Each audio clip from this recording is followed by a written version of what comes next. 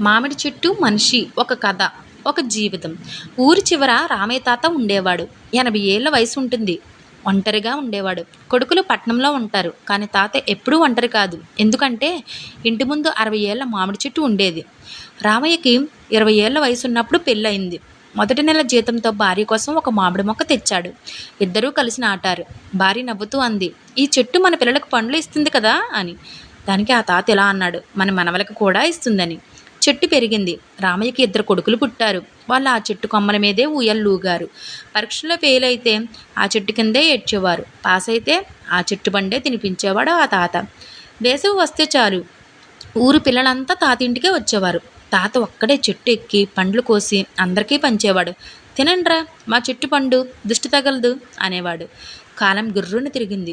భార్య చనిపోయింది. కొడుకులు ఉద్యోగాల కోసం బొంబాయి, హైదరాబాద్ వెళ్ళిపోయారు. ఇల్లు ఖాళీ అయ్యింది. కానీ మామిడి చెట్టు మాత్రం అలాగే ఉంది.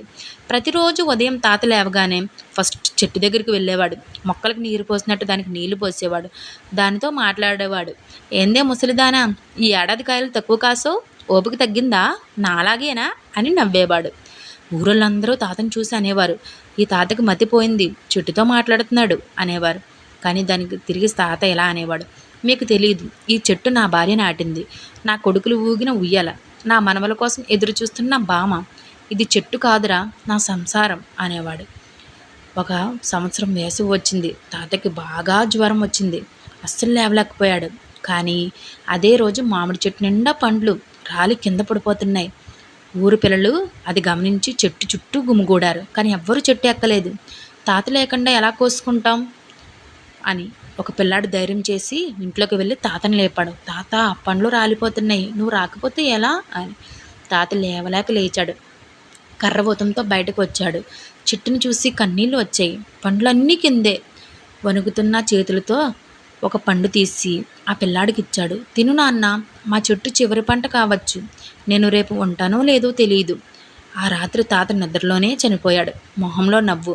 ఆ తర్వాత తాత కొడుకులు వచ్చారు. కర్మకాండలు చేశారు. ఇల్లు అమ్మేద్దాం అనుకున్నారు.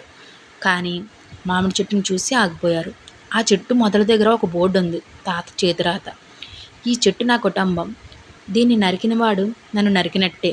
నా మనవలకు దీని నీడ కావాలి" అని రాసి పెట్టాడు. కొడుకులు దాన్ని చూసి చాలా ఏడ్చేశారు. ఇల్లు అమ్మలేదు. ఆ చెట్టు అలాగే ఉంది. ఇప్పటికీ కూడా ప్రతి వేసవికి ఆ చెట్టు నిండా పండ్లే ఉంటాయి. ఊరి పిల్లలు వచ్చి తింటారు.